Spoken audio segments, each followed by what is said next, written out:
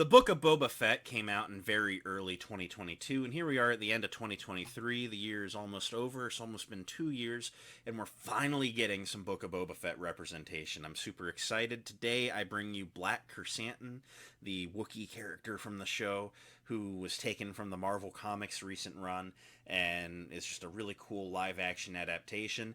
Is this figure a worthwhile pickup? Well, it's a deluxe, so that's always making it a little bit more questionable, but watch the review. Let's see how it goes, see if he's a good addition for your shelf.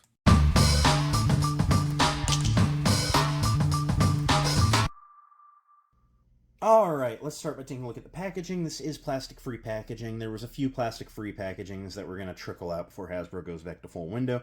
Fortunately, Krrsantan made the list of the plastic-free packaging, so it is what it is. You have Black Series logo up top. Above the render of Krrsantan, looking pretty cool. You have your Book of Boba Fett and the kind of khaki green across the front. Krrsantan 4+ plastic-free Hasbro.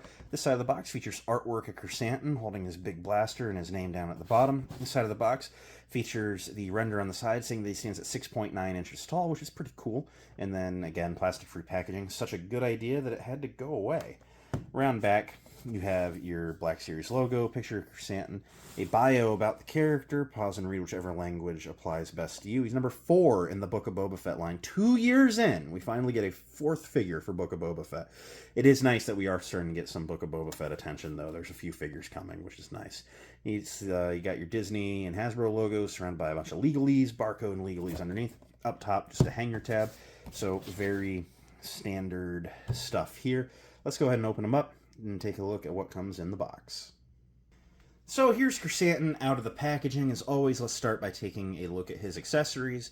He comes with his massive blaster that you see him carrying throughout the show. Looks very good.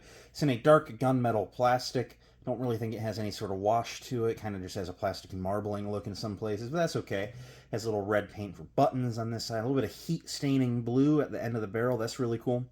This side doesn't feature any paint. And my bad, it actually does feature silver paint at the barrel end. It is very subtle, but otherwise it's very close to the color of the plastic. Has that kind of like double, double scope look that like the Wookiee bowcasters have. So that's nice. It's a very, very big, beefy gun. On this side, by the red buttons, it does have a little square peg. If you spin Krrsantan around, in the back of his harness, he does have a port, and that port will take that square peg, so you can actually have him carrying his blaster on his back. That's really cool.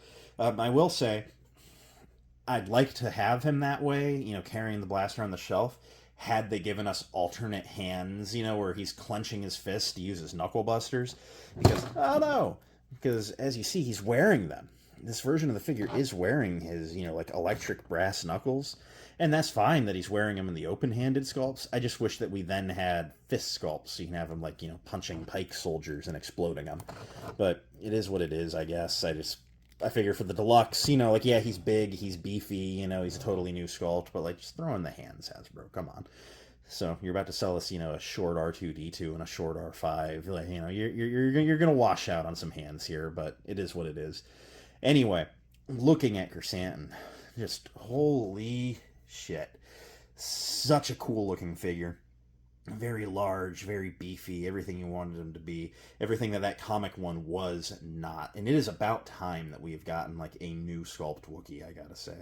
Much thicker, bulkier than Chewbacca has ever been. A little bit shorter, but Chewbacca in Black Series has always been too tall. And it just works out very well here. Looking at that head sculpt, it turned out really good. The eyes are kind of sunken in there. They have a little bit of a white haze to them, but that's all right. He's done in a dark, dark gray, almost black, and then he has a little bit of a light gray wash over the front of the fur just to really salt and pepper him up, just like he is in the show. And yeah, he looks really good, I gotta say.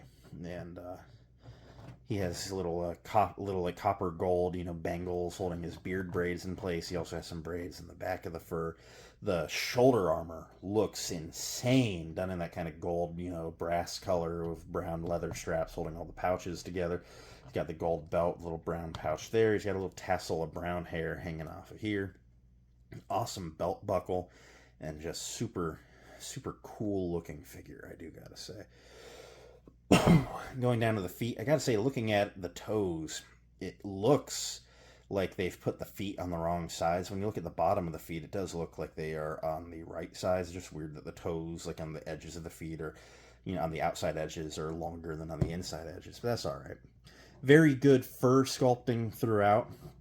I will say it's definitely going to affect the articulation a little bit, just like it does with Chewbacca. There's no way that you'll ever eliminate the articulation effect of having all this fur, but the joints aren't as buried as some of the Chewbacca joints are, so that is a perk. And just an insane figure. God, this is just a big hunk of plastic. Just so cool. God, I love this. All that sculpt work on the shoulder pads. This was a good upgrade from that comic one, which was so bad that no one bought it. So let's run through some articulation here. I mean, I can keep drooling over the figure, but ultimately you're just going to hear me say, oh, it's so cool.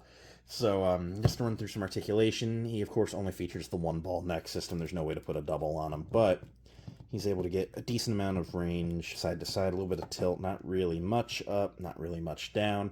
Obviously all the hair, making it blend in with the torso is going to eliminate a lot of articulation. He can raise his arms only that high. There is a butterfly joint now, that only that high. Well, no, I guess he can push a little more with the shoulder pads. There is a butterfly joint in there. Not a ton of range, but it helps. Every bit helps. 360 at the shoulders, except the shoulder pads will not get out of the way for that. Single jointed elbows, which don't quite make 90. That first sculpt gets in the way, but it's pretty close to 90. 360 at the wrists, with the left one hinging in and out, and the right one also hinging in and out. He features one mid-torso ball joint up here. It allows him to crunch that far forward, that far back. He has him side to side and pivot. His legs can kick all the way out, a true 180. Get a little bit of crotch gaping in there, though. It definitely feels like those old Mattel DC figures.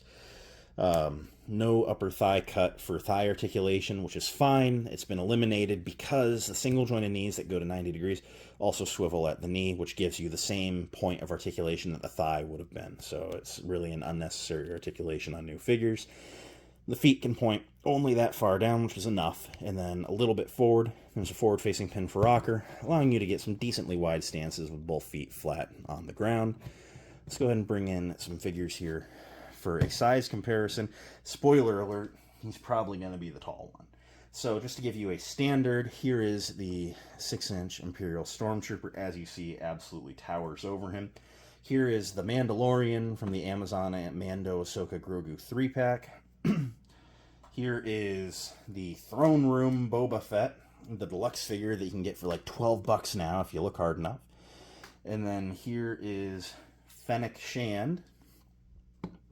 And yeah, Shai the Stormtrooper. I gotta say, Team Boba is looking pretty good here. Gotta say, love the scale. So, end of the day, what do I think of Black Krrsantan? I think this figure is excellent. I really like it. I'm super happy to add this one to the collection.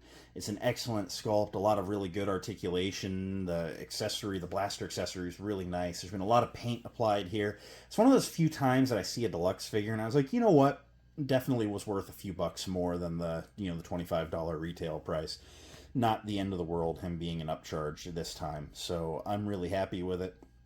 Definitely seems like a good value for what it is. If you don't want to spend the $35, I understand. It's a deluxe figure. It will be on markdown. I promise. They always are. But I think it's one of those few ones where if you buy it for the deluxe price, you're not going to be upset. So I'm happy to have him on the shelf. I think you will be too. And that's pretty well what I got to say about the guy. It's a really cool figure and a good addition to the collection, especially if you've got a little spot that you'd like to put Book of Boba Fett figures in, but there's no Book of Boba Fett figures to put in there. So, yeah, that's it for now. Thanks for watching. It means a lot that you did. If you enjoyed, you should leave a like, comment, subscribe. Definitely subscribe. As mentioned, we are giving away the Gaming Greats Darth Maul at 1,500 subscribers, so tell a friend, get people here so I can get that given away. I'll catch you next time. Until then, may the Force be with each and every one of you. Bye.